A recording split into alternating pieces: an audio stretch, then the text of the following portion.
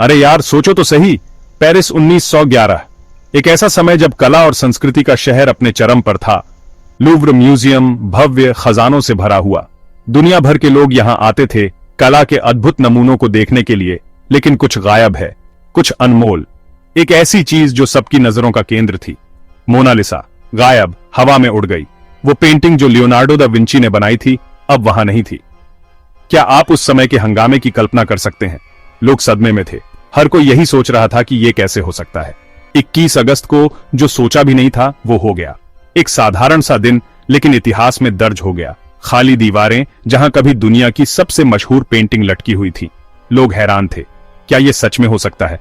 अखबार वाले पागल हो गए थे, हर कोई इस खबर को सबसे पहले छापना चाहता था। यह उस समय की सबसे बड़ी आर्ट चोरी थी। पुलिस और जासूस हरकत में आ गए थे। पूरी दुनिया की सांसें अटकी हुई थीं। हर कोई जानना चाहता था कि मोनालिसा कहां है, किसकी इतनी हिम्मत जो मोनालिसा चुरा ले, कौन हो सकता है इस चोरी के पीछे, और आखिर वो कहां छुपा सकता है? क्या कोई गुप्त जगह थी जहां इसे रखा गया था? पुलिस ने अपनी जांच शुरू कर दी।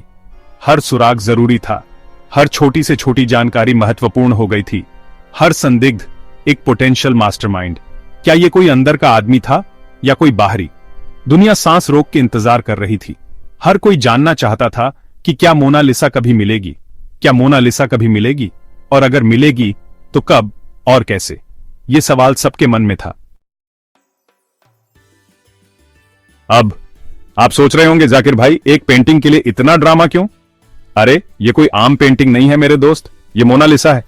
कहते हैं इसकी मुस्कान पे तो जहाज लुटा दिए लोगों ने, लेकिन सच में यह पेंटिंग खास है। इसे अनमोल माना जाता है। आप इस आइकॉनिक कला पर प्राइस टैग नहीं लगा सकते। एक्सपर्ट्स का कहना है कि अगर इसे कभी बेचा गया तो यह बिलियंस में बिकेगी। बिलियंस यार, मतलब एक छोटा सा देश खरीदा जा सकता है शायद, लेकिन मोनालिसा सिर्फ पैसों से बढ़कर है। यह सुंदरता, रहस्य और कला की शक्ति का प्रतीक है। हर मास्टरपीस के पीछे एक जीनियस होता है ना? मोनालिसा के पीछे और कोई नहीं बल्कि लियोनार्डो डा विंची थे। यह बंदा सिर्फ पेंटर ही नहीं था भाई, वो एक वैज्ञानिक, एक आविष्कारक, एक इंजीनियर, एक सच्चा पॉलीमैथ था। मतलब वो एकदम जबरदस्त पेंटिंग कर सकता था और फिर उड़ने वाली मशीन डिजाइन करने चला जाता था। क्या बात है! डा विंची ज्ञान और अपने आसपास की दुनिया को समझने के लिए पागल थे। यह उत्सुकता उनके काम में साफ दिखाई देती है, खासकर मोनालिसा में। वो ह्यूमन एनाटॉमी, लाइट और शैडो के उस्ताद थे। इन्होंने इस सारे ज्ञान का इस्तेमाल एक ऐसी पेंटिंग बनाने में किया जो इतने सालों बाद भी बिल्कुल असली लगती है। अब सबसे बड़ा सवाल, यह रहस्यमयी महिला कौन थी जिसकी मुस्कान इतनी मनमोहक है? सदियों से लोग उसकी असली पहचान पर बहस कर रहे हैं। कुछ कहते हैं कि वह लीसा गेरार्डिनी थी, जो एक अमीर फ्लोरेंटीन व्यापारी की पत्नी थी। दूसरों का मानना है कि वह एक महारानी थी, या हो सकता है कि डा विंची खुद भेष में हो। क्या आप सोच सकते हैं? लेकिन सबसे प्रचलित सिद्धांत, जिस पर अधिकांश इतिहासकार सहमत हैं, वह यह है कि वह वास्तव में लीसा गेरार्डिनी ही थी। लेकिन यार, कौन निश्चित रूप से जानता है? रहस्य ही मोनालिसा को इतना रोचक बनाता है ना? सेक्शन 5, इटली से प्यार के साथ मोनालिसा का फ्रांस का सफर। तो यह इतालवी मास्टरपीस फ्रांसीसी संग्रहालय में कैसे पहुंची? देखो, कहानी लंबी है, पर मैं छोटे में बताता हूं। मोनालिसा को इटली में बनाया गया था, इतना तो हम जानते ही हैं। ऐसा माना जाता है कि लियोनार्डो डा विंची पेंटिंग को अपने साथ फ्रांस ले गए थे जब उन्हें राजा फ्रांसिस ने आमंत्रित किया था। राजा डा विंची के काम के बहुत बड़े प्रशंसक थे। उन्होंने उन्हें रहने और काम करने की जगह दी, और यहां तक कि मोनालिसा को शहजादे के कलेक्शन के लिए खरीद लिया। और इस तरह मोनालिसा फ्रांस पहुंची और आखिरकार लूव्र म्यूजियम में अपना घर पाया। क्या सफर रहा होगा ना? सेक्शन 6, करीब से एक नजर मोनालिसा के जादू से पर्दा उठाते हुए। यह पेंटिंग सदियों से कला प्रेमियों और इतिहासकारों को मोहित करती आ रही है। लेकिन क्या आपने कभी सोचा है कि इस पेंटिंग में ऐसा क्या है जो इसे इतना खास बनाता है? अब बात करते हैं कि इस पेंटिंग को इतना खास क्या बनाता है, इसके इतिहास और रहस्य के अलावा। मोनालिसा की मुस्कान, उसकी आंखों की गहराई और उसकी रहस्यमयी अभिव्यक्ति ने इसे एक अनोखा स्थान दिलाया है। क्या चीज मोनालिसा को इतना मनमोहक बनाती है? एक शब्द, तकनीक। यह तकनीक ही है जो इस पेंटिंग को जीवंत और वास्तविक बनाती है। डा विंची स्फुमाटो नामक तकनीक के उस्ताद थे।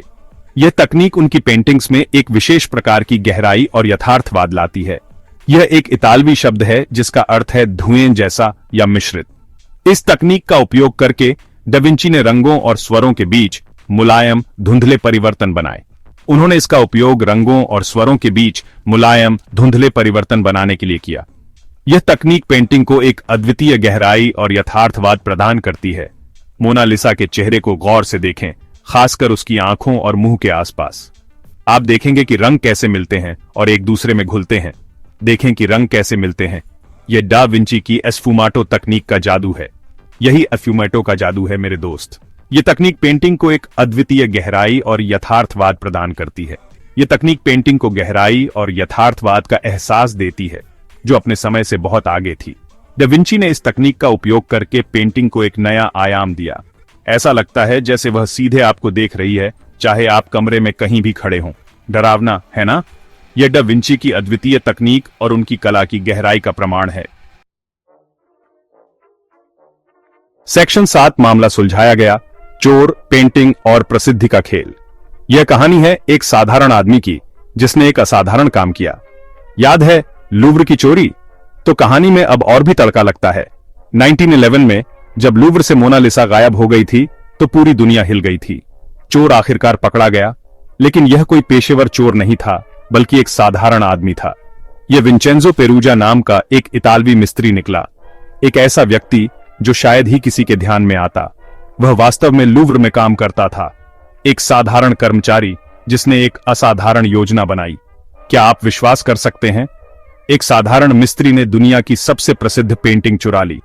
यह व्यक्ति मोनालिसा को अपनी बाहों के नीचे दबाए बाहर चला गया, जैसे कुछ था ही नहीं। उसने इसे इतनी आसानी से अंजाम दिया कि किसी को शक भी नहीं हुआ।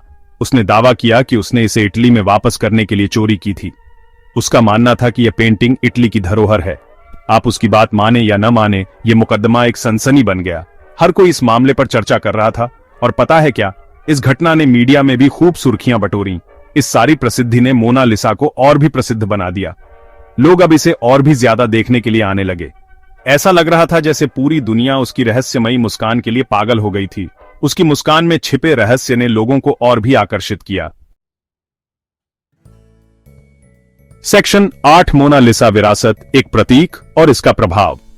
मोनालिसा का यात्रा रेनेसांस मास्टरपीस से लेकर वैश्विक प्रतीक तक काफी जबरदस्त है।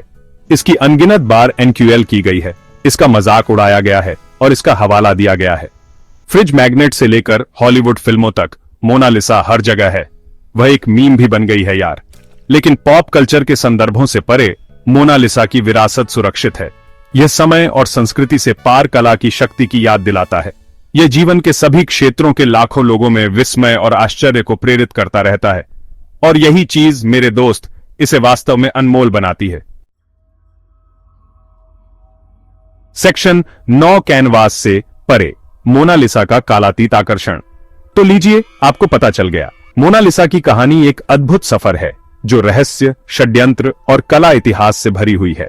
लेकिन इसके हृदय में यह सौंदर्य की शाश्वत शक्ति, अज्ञात के आकर्षण और एक कलाकृति के माध्यम से दुनिया की कल्पना को कैसे मोहित किया जा सकता है, इसकी कहानी है।